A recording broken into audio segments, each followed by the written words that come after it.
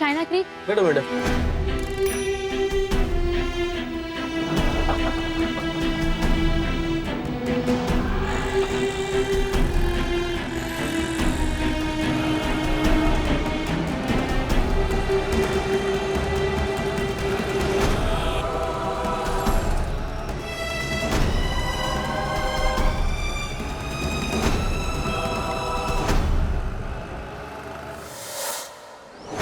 अभी अपनी दीदी के किडनैपर्स को फोन करो और उन्हें ये दे आओ। तुम्हें इस बात से कोई फर्क नहीं पड़ना चाहिए रश्मि, क्योंकि तुम्हें सिर्फ अपने परिवार की खुशी देखनी है। अगर बाकी लोग मरते हैं तो मर जाए, देश तबाह होता है तो हो जाए।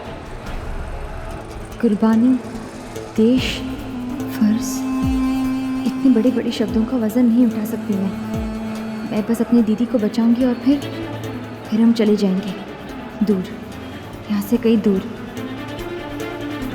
ये एक मामूली चिप नहीं बल्कि न्यूक्लियर बॉम्ब्स का डेटोनेटर है, और अगर ये चिप उन टेररिस्ट के हाथ में लग गया ना तो वो लोग इस देश में एटॉमिक बॉम्ब्स के इतने धमाके करेंगे कि किसी का नामो निशान नहीं रहेगा।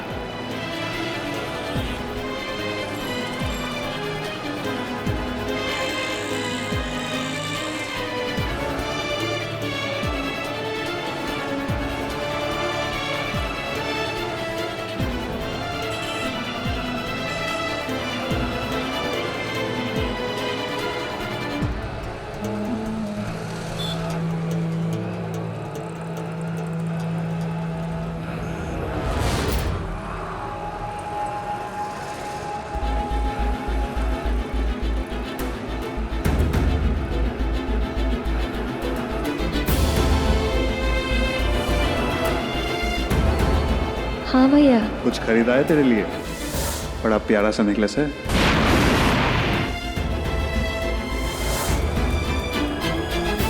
जो कोई भी जिम्मेदार है इस चीज का, मुझे सजा होनी चाहिए।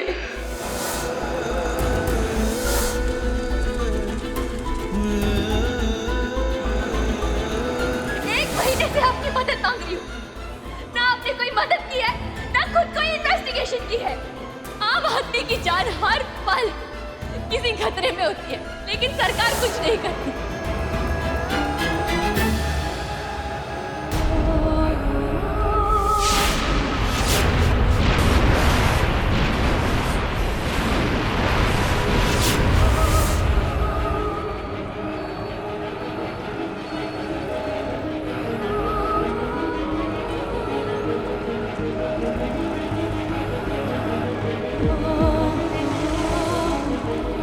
क्या करूं? एक तरफ अनजान मासूम हो गया और एक तरफ मेरी दीदी। किसकी जान बचाऊं? हे भगवान, ये कैसे असमंजस में फंस गई हूं मैं।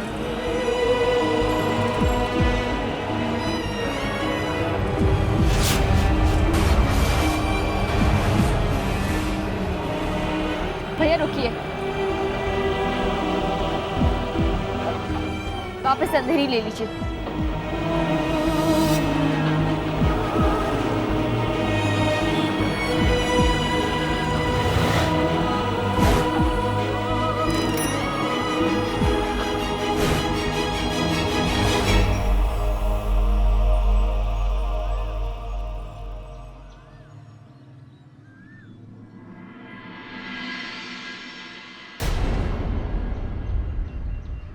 अकेली आई हो? अपनी दीदी को लेकर नहीं आई?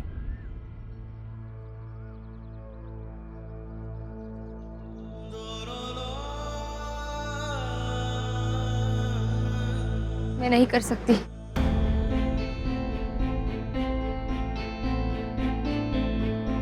मैं नहीं कर सकती जो उन लोगों ने मेरे परिवार के साथ किया, मैं वैसे दूसरे परिवारों के साथ नहीं कर सकती। फिर मुझ में और उन आतंकवादियों में क्या फर्क रह जाएगा? आज मुझे समझ आ रहा है, उन लोगों ने भी जब वो बॉम्ब ट्रेन में रखा होगा तो सिर्फ अपने बारे में सोच रहे होंगे, जैसे आज मैं सोच रही थी। उनको शायद ये नहीं पता होगा कि उस ट्रेन में किसी का पति है, किसी का पिता है, किसी का भाई है। उन सबके घर में कुछ ऐसे लोग हैं जो उनके घर लौटने का इंतजार कर रहे हैं। आज अगर ये चिप मैं उन्हें दे आती तो उनमें और मुझ में कुछ फर्क नहीं रह जाता। ये प्लीज अपने पास रखो। और तुम्हारी दीदी और उनका परिवार, उनका क्या होगा? पता नहीं। तुम्हें मुझ पर भरोसा नहीं है ना? मैंने कहा था ना, मैं तुम्हारी दीदी को लेकर आऊंगा। मैं आज भी यही कह रहा हूँ। इसलिए नहीं कि ये मेरी ड्यूटी है, लेकिन इसलिए भी कि जो मैं अपनी बहन के लिए नहीं कर पाया, रितिका को बचाकर दिल का शायद वो बोझ हल्का हो जाए। तुमने जो किया उससे मन में तुम्हारे लिए इज्जत और भी बढ़ गई है, विश्वास बढ़ गया कि सच्चे और अच्छे लोग अभी भी हैं। तुम मुझसे कई ज्यादा बहादुर और नेक दिल हो रश्मि। और ये चिप, इसे तुम अपने पास ही रख लो। नकली है।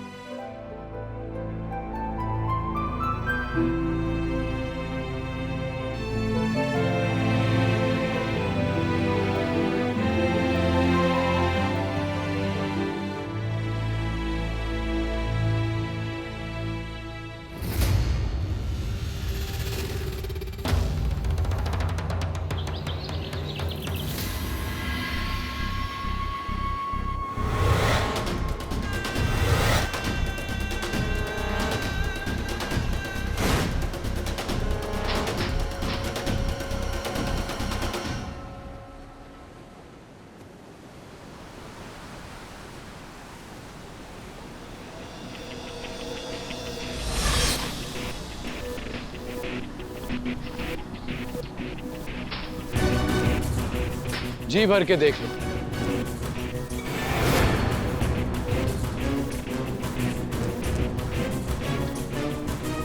ज्यादा दिन देखने को मिलेगा नहीं ऐसा नजारा।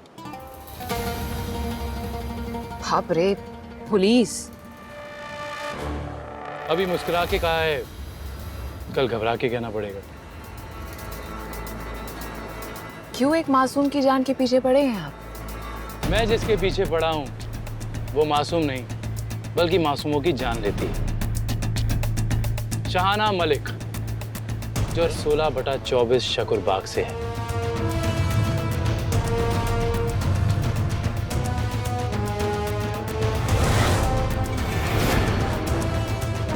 जिसके पिता एक ट्रक ड्राइवर थे।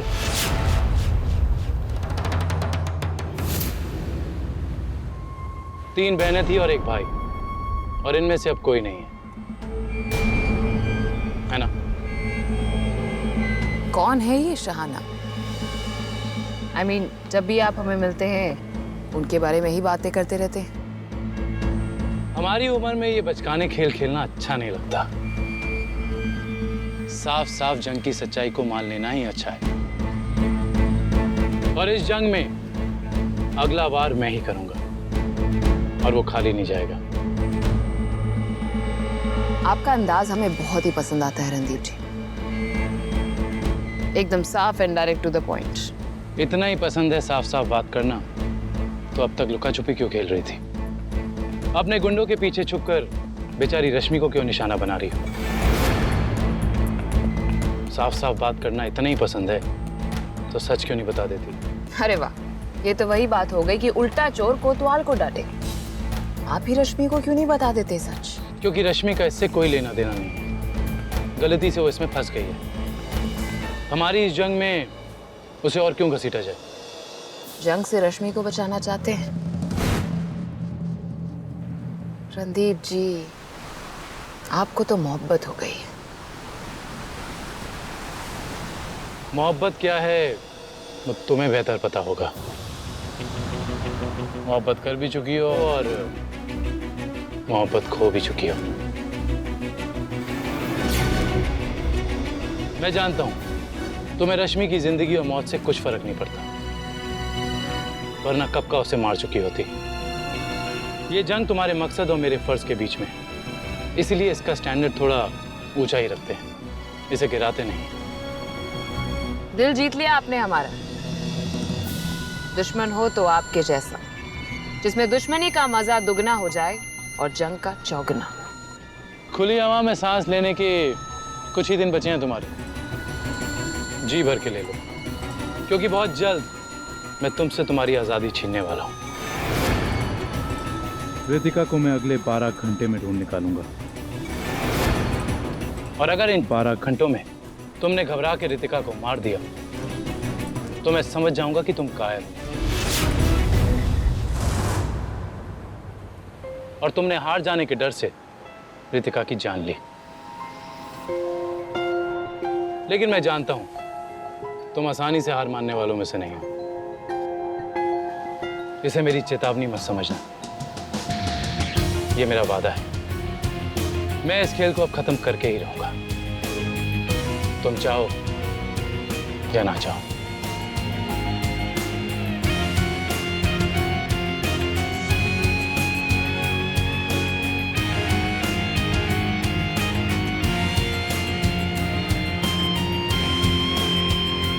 खत्म करने की क्या बात करते हो?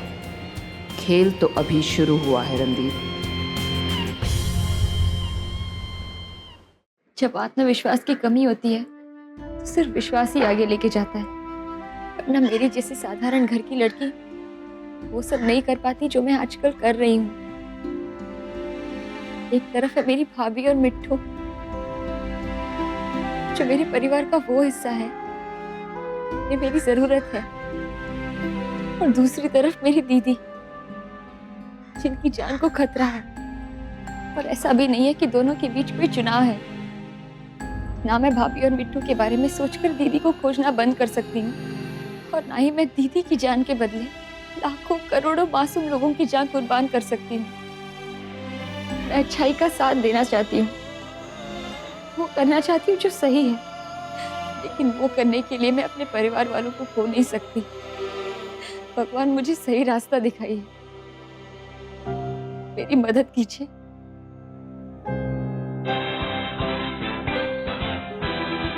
मिट्टू वॉल्यूम कम करो नहीं तो बहुत डांट पड़ेगी। सॉरी लल्लू, देख ना ये रिमोट काम ही नहीं कर रहा है, लगता है बैटरी खत्म हो गई है।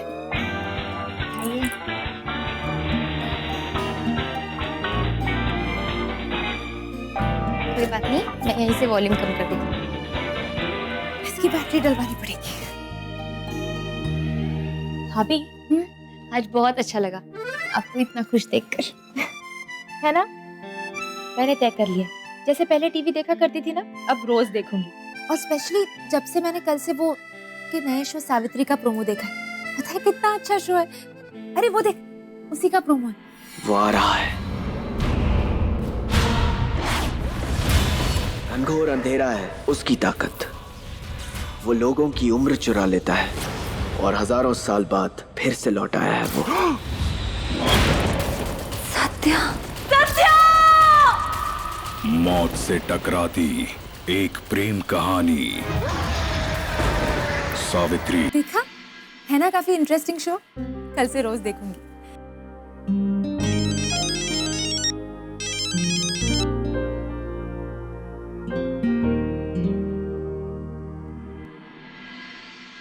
हेलो रश्मि, जल्दी से तैयार हो जाओ, मैं 10 मिनट में तुम्हें लेने आ रहा हूँ। हमें कुछ काम करना है। ठीक है।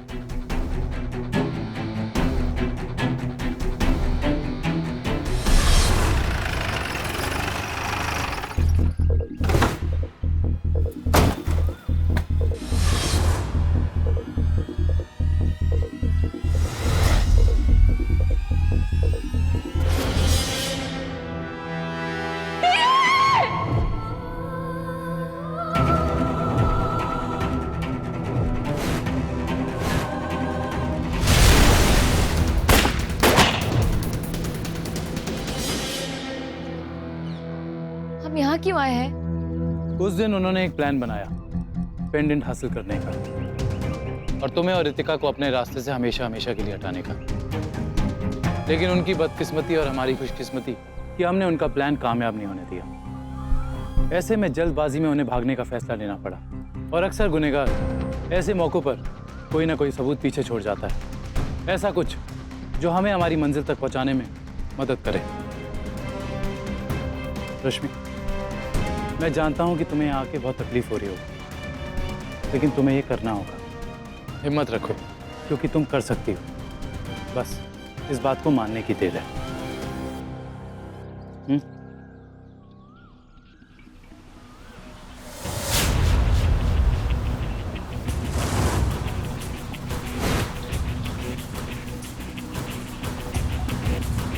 ये मैं हमारे यहाँ होने का कोई भी सबूत पीछे नहीं छोड़ना चाहता। किसी भी एविडेंस पे हमारे फिंगरप्रिंट्स नहीं होने चाहिए। लेकिन हमें ढूंढना क्या है? कुछ ऐसा जो यहाँ गिरा हो, कोई ऐसी चीज जो दिखने में यहाँ की ना लगती हो। हर कोने को तलाशना होगा। शायद कोई ऐसी चीज जो उनसे पीछे छूट गई हो, लेकिन पुरानी ना हो, बस कुछ दिन पहले की। शुरू करें?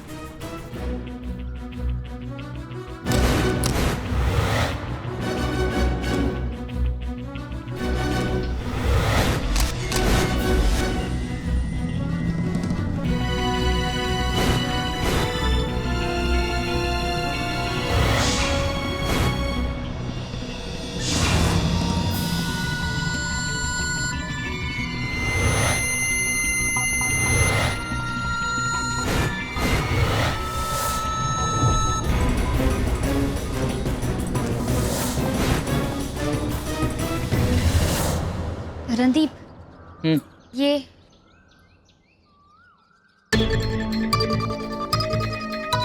इसे एविडेंस बैग में रखो। और रश्मि, देखो अगर तुम्हें उस जैकेट के कोई हिस्सा मिलता है या फिर वो वायर्स के टुकड़े, इससे हमें पता चल सकता है कि उन्होंने कौन सा एक्सप्लोजिव इस्तेमाल किया था।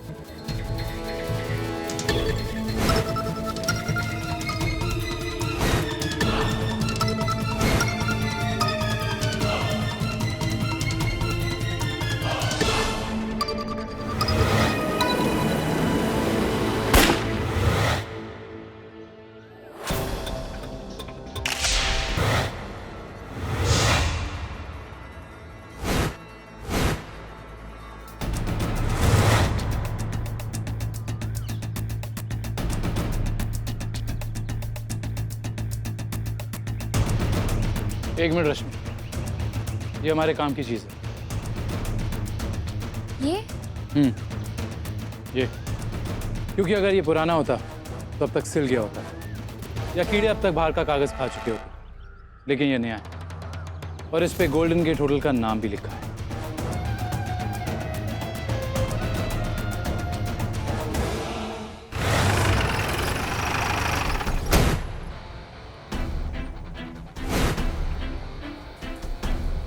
हाय। यस ये मैच बॉक्स आपके होटल का है? जी सर, ऐसा मैच बॉक्स हम अपने हर एक कमरे में रखते हैं। मैं आपके मैनेजर से बात कर सकता हूँ? लेकिन आपको क्या काम है?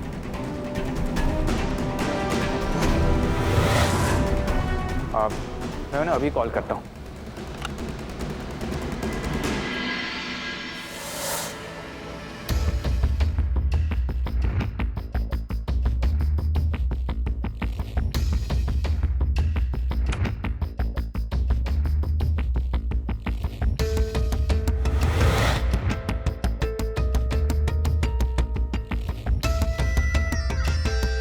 रणदीप, इसमें तो कुछ भी नहीं है।